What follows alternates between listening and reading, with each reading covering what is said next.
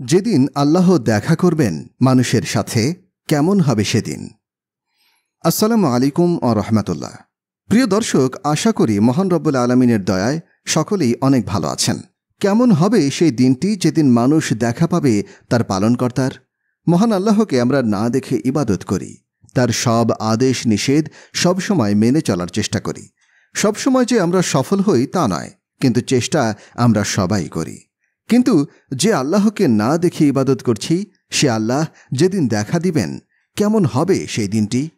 হাসরের ময়দানে সব হিসাব শেষ হওয়ার পরে বিশ্বাসীদের আল্লাহ তাআলা তার অশেষ রহমত গুণে দান করবেন জান্নাত।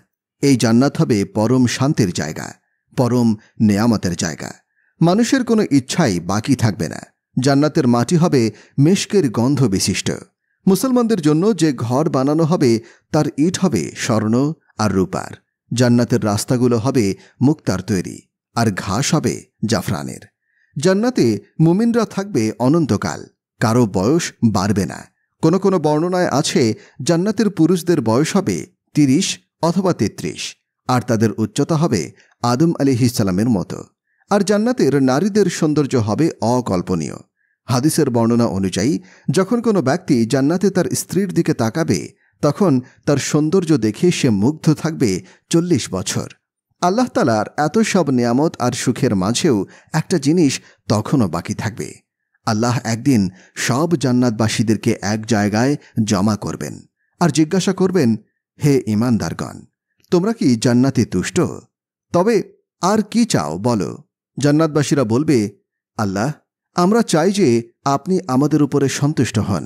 আল্লাহ বলবেন, আমি তোমাদের উপর সন্তুষ্ট, আর তাই তোমাদের আমি জান্নাত দান করেছি। এরপর আল্লাহ তাআলা বলবেন, আমি তোমাদের একটা ওয়াদা করেছিলাম, সেই ওয়াদাটা পালন করা এখনো বাকি রয়েছে। মানুষ তখন অবাক হবে আর নিজেদের মাঝে গুঞ্জন করতে থাকবে, কি সেই ওয়াদা? আল্লাহ তো আমাদের সৎ কাজের প্রতিদান দিয়েছেন, আমাদের মন্দ কাজগুলো ক্ষমা করেছেন, আর রহমত গুণে আমাদের জান্নাতে প্রবেশ করিয়েছেন। আর কি বাকি থাকতে পারে? এমন সময় জান্নাতের চারদিকে ছড়িয়ে যাবে আলোতে। স্বয়ং আল্লাহ তাআলা সেই জমায়েতে উপস্থিত হবেন আর বলবেন, কারা সেই ব্যক্তি যারা আমাকে কখনো দেখেনি কিন্তু তবুও বিশ্বাস করেছে? আজকে হচ্ছে বৃদ্ধির দিন, তোমরা যা চাও তাই দেয়া হবে। তখন জান্নাতবাসী বলবে, হে আল্লাহ, আমরা আপনাকে দেখতে চাই। আল্লাহ তাআলা সেই জমায়েতে উপস্থিত থাকলেও তার ও জান্নাতবাসীর মাঝে থাকবে নূরের পর্দা। ফলে মানুষ আল্লাহর উপস্থিতি দেখলেও তখনও আল্লাহকে দেখতে পাবে না।